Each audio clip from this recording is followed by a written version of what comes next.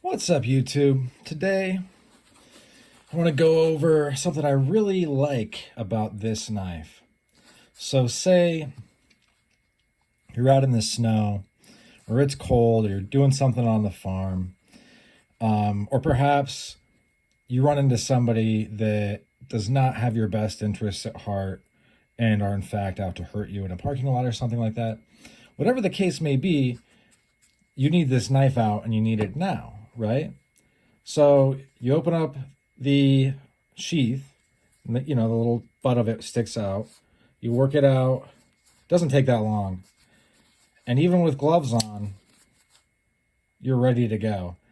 That jump, the other person, let's say it's a person, let's say this is a really bad scenario that you're having to deal with.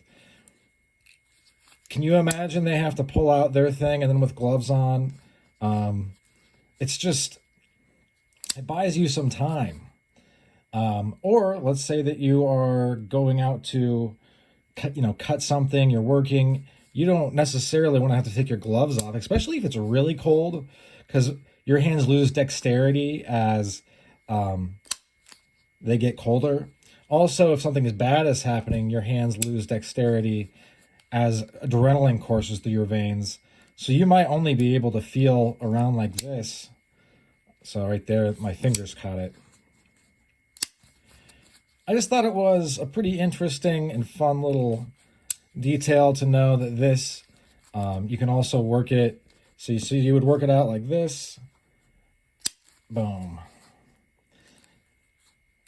Yeah, I guess it kind of seems rudimentary, but I think it is something worth noting, that this, you can now open it one-handed in gloves without a thumb stud and with much more surety, I would say, than having to mess around with a thumb stud, because even finding a thumb stud on a Buck 110 with gloves on can be hit or miss. And let's say that you drop it, now there's stuff on it.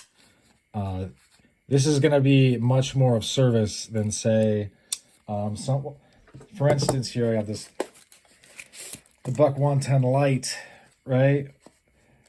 I mean, I guess I can kind of do it. Kind of goofy. I didn't plan on doing that.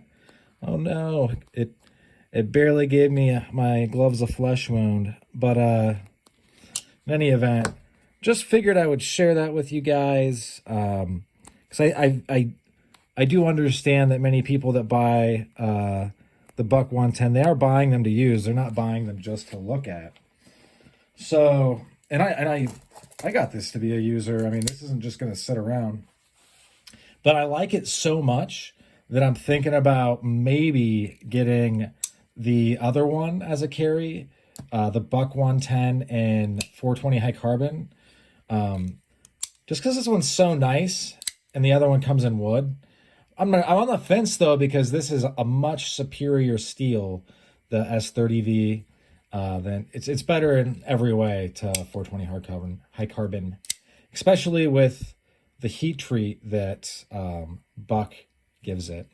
In any event, thanks for sticking with me to the end. That's all she wrote for this little tidbit of information. I hope you folks have a great rest of your day. Bye now.